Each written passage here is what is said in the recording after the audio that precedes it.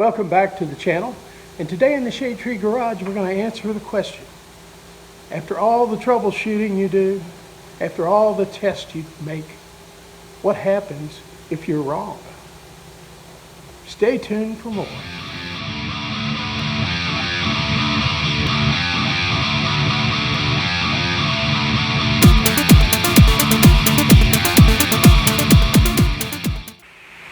Alright, welcome back to the Shade Tree Garage, folks. And it's a little bit chilly here, about sundown, and then about 45 degrees. I've got the door open a little bit. One of the overhead doors behind the Chevy here open because I had the engine running and didn't want to fumigate myself. So anyway, I'm about to wrap up here for the evening. And let's go back to the previous video where I found I had a parasitic drain that was draining the battery over time. So I thought I had it, I had done all the tests and narrowed it down that it had to be the alternator. When I removed now this is a 3-wire alternator, and one of the 2 wires on the plug that plugs into the side of the alternator goes to the hot on the battery connection on the back of the alternator. The other wire is also known as a tickler wire. It goes to like your dash lights to let you know when your alternator is not on and when it's running. And as it should work, the alternator light stays off until you start the car, right? All right, now the alternator, there's no alternator light working right now, and so that's not a real good indicator. But using a voltometer, a very cheap voltometer that does have an amp setting. So how do you detect a parasitic drain? In the last video I noted how you can take your voltometer, put it on milliamps, and you can touch the negative post to your battery after you remove the battery cable. Take your voltometer, doesn't matter which lead, put one end on the battery, the negative battery terminal, and the other one on the negative battery cable.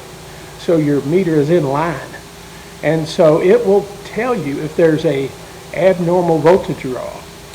Now, on an old car like this, there's nothing on when the key is off, unless you have something wired directly to the battery or to 12 volts. So nothing should be on my 55. And so I had done this test earlier and found that there was about 450 milliamps of current flowing. But the flow disappeared when I pulled the 2-pin plug off the back of the alternator.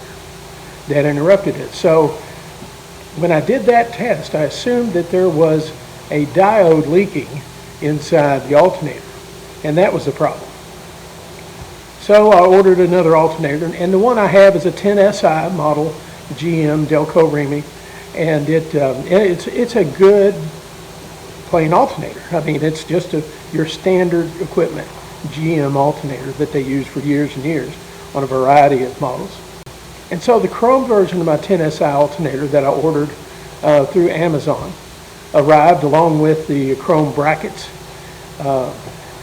And I'd never dealt with alternator brackets before because on my first 55 I had, some ingenious soul had welded the mount to the headers on the mounted the alternator mount to the headers on the driver's side, and then all you needed to help support it after that was a chrome bar with the slots you could adjust the alternator and get the belt tight. So that worked fine for me. Now this alternator on the Chevy was on the passenger side, and it's what's a long water pump mount is what it's referred to. So I had that, got all the parts for that, and everything came in and looked great, and got the alternator changed out yesterday, and it looked fine. So I started the car up. Everything's good. It's running. But before I left, I went back and I thought, let me see if there's a drain on the alternator, if there's some sort of parasitic drain going on. This should eliminate it. It should have been gone. Well, I put my ammeter again between the battery terminal, the negative battery terminal, and the negative battery cable. And sure enough, I had about 480 milliamps of current still flowing. So after I tested it, I put everything back together, all the cables wired back up. And so I hung out here in the shade tree garage a little bit longer, and then I put my hand on the alternator. And brother, it was warm. I'm like, it is dissipating a lot of heat. Now, it wasn't scorching hot, but it was very warm. And so the car wasn't on, it hadn't been on. Now after a car comes in and you've been running it, the alternator will have some warmth to it, but nothing like this, and the car hadn't run. So then that told me, that confirmed that I certainly had an ongoing parasitic voltage drain. Well, I took a picture of the wiring on the alternator and took it inside and was just looking at my pictures on my phone, and I noticed a discrepancy between the wiring diagrams I've been looking at, on Jalopy Journal and other sources for information.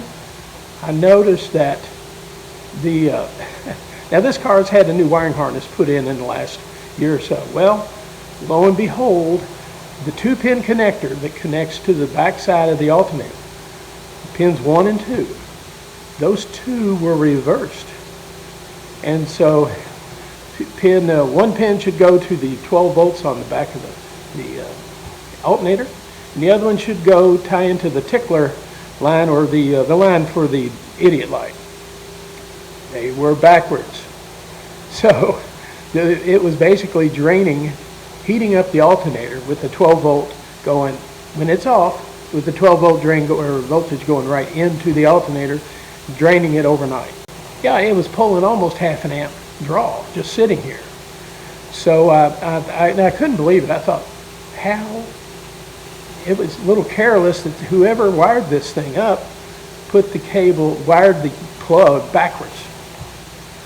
And he never said he was having an ongoing problem with the battery going down overnight. In fact, the date on the battery was like November 2024, which is about the time he put it up for sale. So he knew there was a problem somewhere, and he warned me about it, as a seller should, that the battery's going down, and he thought it was the alternator. So anyway, he got it charged up, and he knew that as long as he kept the 2-pin plug out of the alternator, the battery would stay up and be fine. And that's how I drove it home without the 2-pin plug in. And I should have known that that was the problem. I should have known. All the clues were there, but I believed it was the alternator. Well, the seller told me, I believe it's the alternator. So anyway, we went on, got it on home, and so I thought, I've got to fix this. I can't drive the car if the alternator is not going to charge the battery. It's just a must. It's just a must do, Anyway, so I got a 40-year-old tool that I actually stole from an employer 40 years ago, and it was used in electronics, and it was basically a soldering aid, a tool. And so I used that and actually was able to take the pins out of that connector, reverse them, and put them back in. Lo and behold, it works like a charm. There's no more heat dissipated in the alternator, and it runs, starts, charges like a champ. So there's a big lesson here, and probably not just for me, but for everybody. Sometimes even when you diagnose things properly, sometimes you're going to get thrown a red herring, and in this case, it led me to believe the alternator was bad. Now, my mistake, I believe I could have taken the alternator apart and checked the diode bridge. There's 6 diodes in an alternator, because it generates three-phase AC, is my understanding. And so it needs several diodes. And theoretically, I could have checked them, but I just assumed, remember that, I assumed incorrectly that it was the alternator. Now, I assumed wrong, of course, and I could put the old alternator back on, and the old alternator is not chrome, and neither are the brackets. And I could send all that stuff back to Amazon, get a refund. but I'm not. The chrome looks great. So right now I've got a spare alternator here in the shop that I can put on any GM product whenever. Well, anyway, that's the lesson for today in the Shade Tree Garage, and so I thought I'd share that with all of you. The first time you troubleshoot something, if it doesn't work, get back in there and dig a little deeper. All right, that's it for the Shade Tree Garage. Thanks for stopping by, and if you like this video, please comment and give me a thumbs up, or if you'd like, please subscribe to the channel and hit the bell, and you'll be alerted to when there's an update. All right, I've got much more coming here on the 55. I've got, now that the alternator is taken care of, I've got to get the window glass in both doors and both quarter windows. Got to get all that done before it'll pass the state inspection. So that's yet to come. I'm still getting parts in. All right, till next time, have a great week, and I hope you get out in the garage when they're calling for warmer weather. So get out there and turn a few wrenches, bust a knuckle or two, and we'll see you next time here in the Shade Tree Garage.